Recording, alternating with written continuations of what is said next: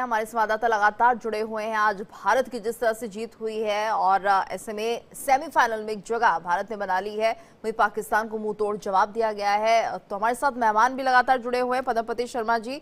पदमपति जी, ये देखिए जिस तरह से हम बात कर रहे थे विराट की फॉर्म की, और कहीं ना कहीं बहुत संभल के आज वो खेले हैं, एक बैलेंस खेल जिसे कहते हैं, वो हमने आज मैदान पर देखा। बहुत सही कहा आपने। देखिए, अगर वो बैलेंस खेल नहीं खेलते न और एक विकेट दो विकेट और गिर जाता तो आप समझिए कि ये मामला बहुत नज़दीकी पहुंच जाता है। इसको नज़दीकी नहीं होने दिया। बड़ी आसान विक्ट्री भारत ने अगर की है तो उसका अगर पूरा श्रेय देना होगा किसी एक शख्स को तो दो राय नहीं, उसका नाम है विराट कोहली। देखिए, आज की जीत के साथ भारत ने, मुझे याद है 2017 की वो चैंपियंस ट्रॉफी फाइनल कि जहां हमारे कप्तान ने टॉस जीत करके जो है वो फील्डिंग चुनी थी और ये बहुत गलत निर्णय साबित हुआ था।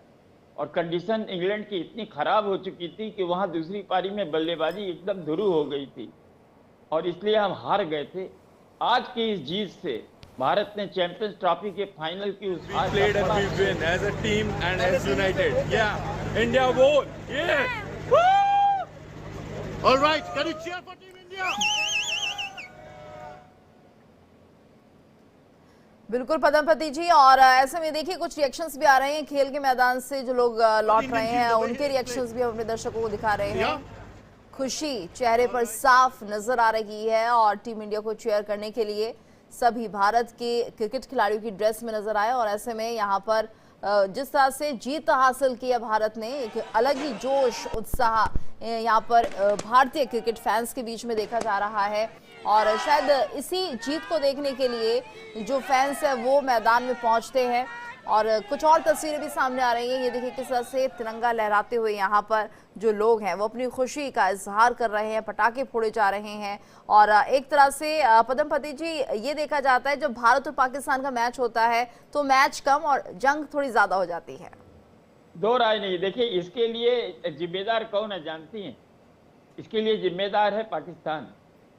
हम इसको क्रिकेट की तरह लेते थे, लेकिन मुझे याद है कि 1978 में मैं जब पाकिस्तान गया था और वहाँ पर अंपायरों की कृपा से, अंपायरों की देशभक्ति से, उस ज़माने में न्यूट्रल अंपायर नहीं हुआ करते थे और मेज़बान देश के अंपायर होते थे, और वो उनकी देशभक्ति का ये कमाल था कि लाहौर टेस्ट मैच में, दूसरा टेस्ट मैच जो लाहौर में खेला गया था, वहाँ पर जो है भारत को हराने के बाद जिस तरह का एटीट्यूड सामने आया पाकिस्तान का, वो निहायत शर्मनाक था और उकसावे वाला था।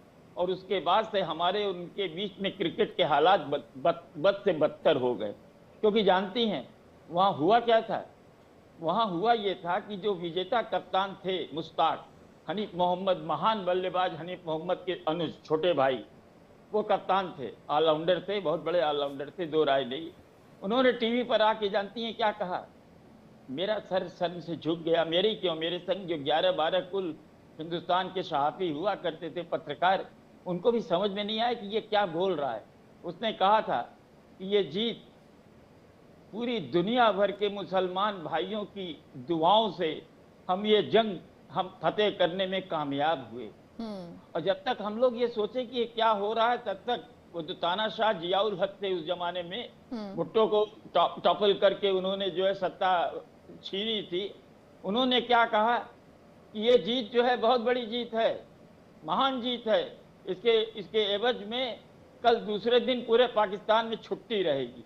यानी कि उन्होंने इस छोटे से मामूली क्रिकेट के खेल को जंग के रूप में लिया और तब से भारत और पाकिस्तान के बीच में ये जो मुकाबले हैं वो निहायत क्रिकेट के नहीं बल्कि एक जंग के मुकाबले होते हैं। में युद्ध की तरह से बात समझ में आती है।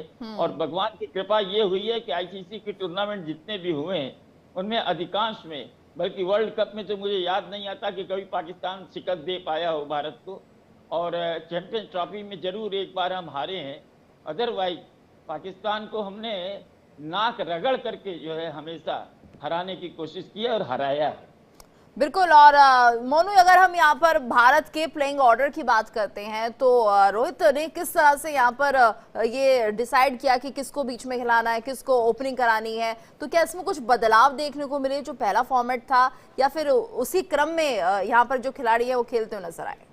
इनफैक्ट अगर आप गीतू देखें, इस मैच में भी रोहित ने बड़ी स्मार्ट कैप्टनसी की है, क्योंकि जो पदमपति सर ने अभी कहा था कि यार एक स्टेज लगा था पाकिस्तान जहां पर 104 की वो पार्टनरशिप हुई थी, रिजवान बड़ा अच्छा खेल रहे थे, लेकिन तभी अक्सर को लेकर आ गए। और ये जो मूव है, ये कैप्टनसी में इनफैक्ट विराट का भी साथ मिलता है, कई बार हमने देखा था जब विराट कैप्टन करते थे, लेकिन अब रोहित ने वो काम किया है। और एक चीज बड़ी अच्छी लगती है रोहित की कि इन्होंने इंटेंट नहीं बदला। जो T20 वर्ल्ड कप में खेले, जो वनडे वर्ल्ड कप में खेले, वैसा ही कुछ इंटेंट यहां भी हमें देखने को मिला। आज भी अगर आप देखें 15 में 20 बना दिए, एक छक्का भी लगाया उन्होंने। जो पुल शॉट उनका ट्रेडमार्क शॉट है वो उन्होंने खेला।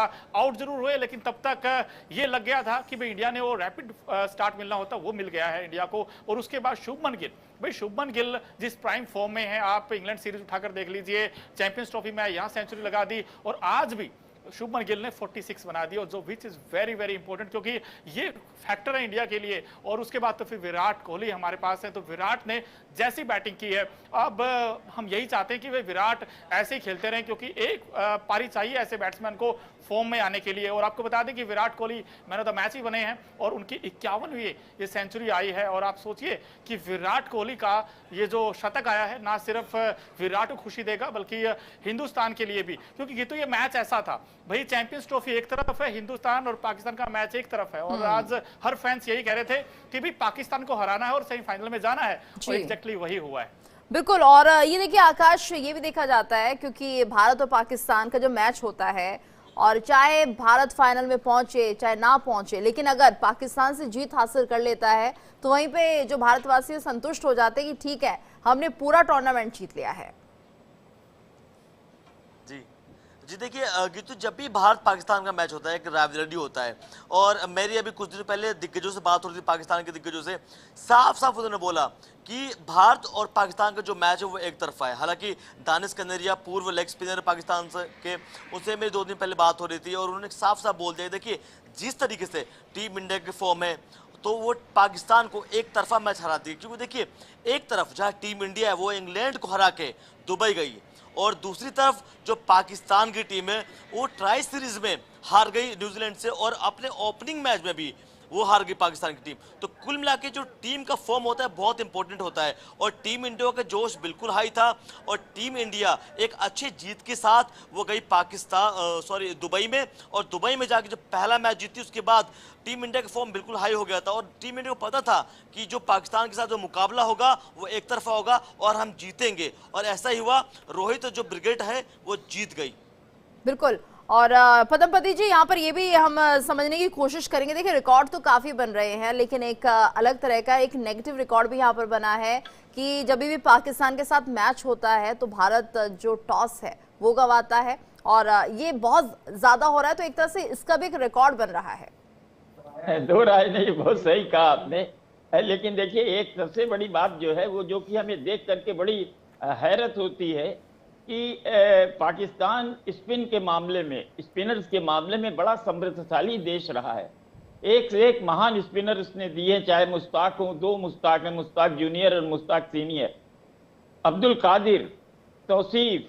आप ये देखिए कि शकलेन मुश्ताक, दानिश कनेरिया, और आपके ये इधर जो आए हैं क्या नाम से उनका, शाहिद अफरीदी, बहुत अच्छे नहीं थे लेकिन वो भी लेग स्पिनर थे और फ्लैटर गेंद फेंकते थे। अब जब आपको मालूम है कि दुबई में स्पिन मददगार होगी, और हमारे सनी गावस्कर ने यहाँ तक कह दिया कि भारत को 4 स्पिनर लेके उतरना चाहिए, वहां आप सिर्फ 1 स्पिनर लेके उतर रहे हैं। यानी इतना बड़ी अकाल पड़ गया है पाकिस्तान में स्पिनर्स का। तेज गेंदबाजी के बल पर कहाँ है तेज गेंदबाजी आपकी? जो आपका मुख्य अस्त्र था वो अस्त्र तो भोतरा हो गया है, वो तो कहीं से भी अपने शबाब पे नहीं दिखा, निस्तेज एकदम दिखाई दिया। तो आपको अपने स्पिनर्स का भी देखना चाहिए था, आपने स्पिनर्स नहीं लिया। और ऐसा नहीं, मैं मानता हूं कि पाकिस्तान में स्पिनर्स नहीं है, जरूर हैं, लेकिन आपने उनको नहीं खिलाया। एक ले देकर के स्पिनर खिलाया आपने, उसका आपको क्या फायदा होगा? जब तक दोनों छोर से आपके पास स्पिनर नहीं होंगे, या एक छोर से आपका फास्ट बॉलर हो, दूसरी छोर से स्पिनर हो, वहां पर टीम सामने वाले बैटिंग साइड पर आपने प्रेशर बनाती है। कभी भी कोई प्रेशर नहीं बना। भले ही रोहित आउट हो गए, लेकिन विराट कोहली ने जिस तरह से आते ही अपना रन बनाना शुरू किया, उसी फ्लो में रन बनाना शुरू किया जैसे कि हम उनको जानते थे पहले, तो उसका परिणाम ये निकला। आप ये देखिए ना कि कितना खूबसूरत परिणाम निकला कि वो एक शीट एंकर के रूप में, एक शिल्पी के रूप में अंत में जो है, अभी मोनू ने बहुत सही कहा कि 3 रन की जरूरत थी और चौका लगा करके उन्होंने जो है भारत की विजय का स्पर्श किया। तो ऐसे एक बल्लेबाज ने जो दिखा दिया कि यहाँ हमारे पास बहुत बेहतरीन गुणवत्ता वाली बॉलिंग है, गुणवत्ता वाली बॉलिंग है, गुणवत्ता वाली बैटिंग है, लेकिन थोड़ी फील्डिंग में हमें गड़बड़ी देखने को मिली। आज कुछ कैचेज छूटे, अगर कैचेज न छूटे होते तो 241 भी उनका न बनता और कम स्कोर होता और न जाने क्या होती स्थिति उस समय। बिल्कुल, तो यानी उन गलतियों से थोड़ा सबक लेना पड़ेगा और आगे तैयारी बेहतरीन करनी होगी। एक और मेहमान हमारे साथ सर जुड़ चुके हैं, बदी उज जमान जी हमारे साथ जुड़े हुए हैं, खेल पत्रकार है पाकिस्तान से। जमान साहब, आपका बहुत बहुत स्वागत है इंडिया डेली पर। लेकिन जिस तरह से आज पाकिस्तान की हार हुई है, क्या इसे कैसे देखते हैं आप, और क्या कमी रह गई? क्या प्लेइंग 11 ऑर्डर जो था वो सही नहीं था, या फिर फील्डिंग सही नहीं थी? कैसे देखते हैं आप इसे? मैं तो ये कहूंगा कि आज का जो मैच था वो विराट कोहली का मैच था, क्योंकि विराट कोहली आपको मालूम है जिस तरह के बल्लेबाज हैं, और हमेशा से जब भी पाकिस्तान से मैच होता है तो विराट कोहली की फॉर्म वापस आ जाती है। और आज उन्होंने जो इनिंग्स खेली वो सब दोनों टीमों पे भारी थी। तो यही वजह है कि जो हमने तैयारी तो की थी, पाकिस्तान टीम ने तैयारी तो की थी, लेकिन पाकिस्तान टीम प्रेशर में आ जाती है। वो अक्सर मैचेस में आपने देखा होगा कि हमारी टीम जो है वो प्रेशर ले लेती है, जिसकी वजह से हम शिकस्त खा जाते हैं। और हमारे 2 से 3 प्लेयर जब भी आउट होते हैं तो जो रन रेट है हमारा बहुत स्लो हो जाता है। और खास तौर पर हमने देखा कि हमारे जो बल्लेबाज हैं बाबर आजम, जिनसे बड़ी उम्मीदें होती हैं लोगों को, यहाँ शायकीन क्रिकेट उनके दीवाने हैं, लेकिन मसला सारा यही है कि वो पिछले 2-2.5 साल से रन नहीं कर रहे, उनका बल्ला नहीं चल रहा। और आज क्रेडिट देना पड़ेगा भारतीय बॉलर्स को पहले, फिर फील्डर को भी, और फिर उसके बाद जो उन्होंने बैटिंग की,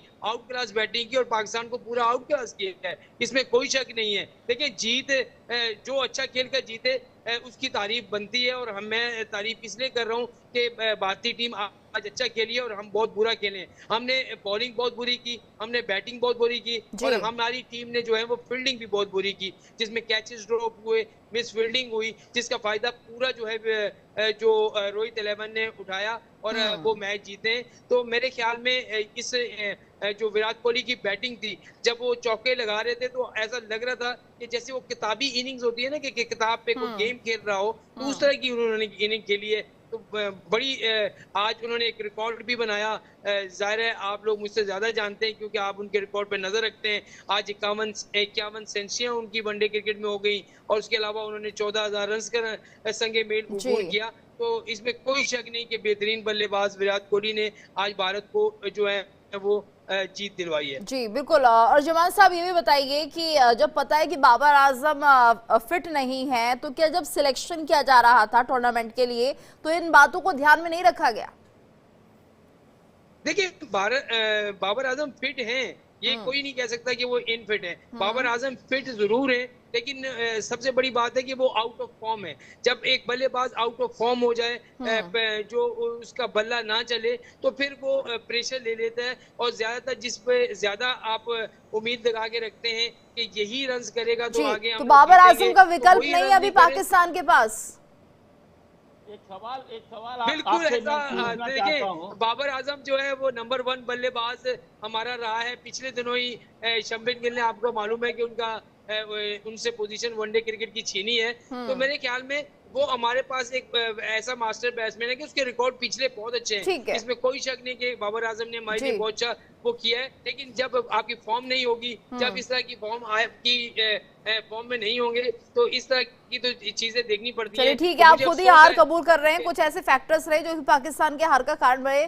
पदमपति जी, आप कुछ कहना चाह रहे हैं, बोलिए सर। जी, मैं इनसे पूछना चाह रहा हूँ कि आप बताइए कि पाकिस्तान के पास स्पिनर्स की इतनी कमी हो गई है, ये जानते हुए कि ये विकेट पर स्पिन होगी, टर्न मिलेगा, चाहे वो पाकिस्तान का पाटा विकेट है, वहां मैं मान रहा हूं कि वहां विकेट में कोई जान नहीं है, बेजान विकेट है और बल्लेबाजी के लिए वो स्वर्ग है, हेवन है। लेकिन दुबई में ऐसा नहीं है। दुबई में जो है स्पिन को भी मदद मिल रही है, फास्ट बॉलर को भी शुरू में जो है उसको स्विंग और मूवमेंट मिल रहा है। तो आप जब ये जानते हैं कि वहां स्पिन होगी, गेंद में टर्न मिलेगा, आपके पास क्या इतने स्पिनर कोई नहीं है कि आप उस पर टीम में आप दो तीन स्पिनर भी रख सकें? देखिए, आपकी बात बिल्कुल सही है, आपकी बात बिल्कुल सही है। हमारे पास स्पिनर की लाइन लगी हुई है यहाँ, लेकिन मसला सारा यहाँ सिलेक्शन का है कि सिलेक्शन इस तरह की नहीं हुई और टीम पर जो है वो इस तरह की तनकीद हुई। हमारे पास बहुत से स्पिनर पहले भी गुजरे, अभी आप बहुत सारे नाम ले रहे थे तो मैं आपको बताऊंगा, बेंगलोर के हीरो इकबाल कासिम थे, फिर तौसीफ अहमद थे, मुश्ताक अहमद, अब्दुल कादिर, बड़े बड़े नाम, दानिश कनेरिया वगैरह, जिन्होंने हमेशा से भारत के खिलाफ बहुत अच्छी बॉलिंग की है। लेकिन मसला सारा ये है कि एक दो स्पिनर हमारे पास जो उभरते हुए हैं डोमेस्टिक क्रिकेट के, जिसमें सुफियान मुकीम है और उसके अलावा और भी साजिद खान, जिनको आपने देखा होगा कि उन्होंने टेस्ट मैच में किस तरह की बॉलिंग की। अगर वो हमारी टीम में होते तो थोड़ा सा फर्क जरूर पड़ता, लेकिन वो ये ना कि हम पाकिस्तानी हैं तो वो हमेशा हमारा एक ही नारा होता है, तुम जीतो या हारो हम तुम्हारे साथ हैं। तो वही वाली बात है। लेकिन मसला सारा यही है, लेकिन वो हमें जीत के नहीं देते। तो यही मसला हमारा चलता आ रहा है और मुझे अफसोस इस बात का है कि हमारी चैंपियंस ट्रॉफी थी, हम मेजबान थे और हम अगर फाइनल खेलते और हमारे साथ फाइनल में भारत ही होता तो उसका मजा कुछ और ही होता। फिर दोनों मुल्कों के दरमियान जो एक कशमकश होती है जीत और हार की, वो ज्यादा जी वो और ज्यादा रोमांचक हो जाती है। जी बिल्कुल, लेकिन ऐसा रोमांच आज भी कम नहीं हुआ है जवान साहब। आज भी दर्शकों ने काफी लुत्फ उठाया है, पूरी उम्मीद के साथ, जश्न के साथ अब इस जीत को मनाया भी जा रहा है। ठीक है मोनू, और ये देखिए अगर हम बात करते हैं, क्योंकि लगातार ये कोशिश की जा रही थी कि कहीं ना कहीं जो रोहित है वो भी सही से रन नहीं बना पा रहे थे, विराट है उनको लेकर भी सवाल उठने लगे थे और एक दौर ऐसा आ गया था कि विराट कुछ भी अगर खेलने की कोशिश करते थे तो बेहतर परफॉर्म कर ही नहीं पाते थे। तो आज ऐसा क्या हो गया, कैसे उनका जो बल्ला है वो चल गया और इतने रिकॉर्ड उन्होंने बना डाले? सिंपल सी बात है यार, जब दबाव होता है ना, कुछ खिलाड़ी बिखर जाते हैं, कुछ खिलाड़ी निखर जाते हैं और विराट निखर कर आए हैं और हम इनको जानते हैं जैसा वो क्रिकेट खेले हैं। लेकिन दो चीजें बड़ी इंपॉर्टेंट हुई है दोस्तों, आपको बता दें कि एक तो ये है कि भारतीय टीम सेमीफाइनल में पहुंच गई है, पाकिस्तान जो होस्ट नेशन था वो बाहर हो गया है और अब एक और रोमांचक मुकाबला आने वाला है। बांग्लादेश न्यूजीलैंड के बीच मंडे को ये मैच